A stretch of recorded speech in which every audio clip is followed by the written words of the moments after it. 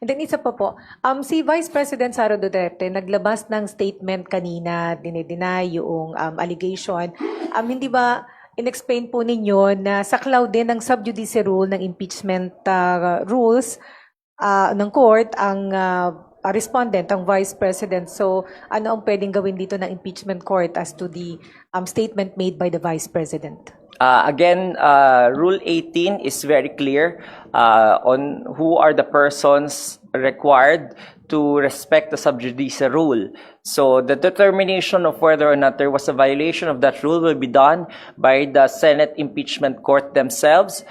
Usually, if it was done by any party to the case or any counsel to the case, usually it's one of the parties that will raise such motion for the implementation of Rule 18.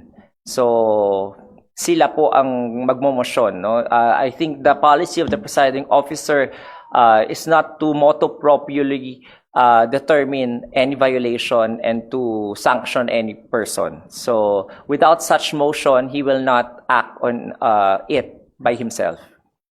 What happens pag may nakitang violation po, Attorney? Based on the rules, they can be cited in contempt based on the rules.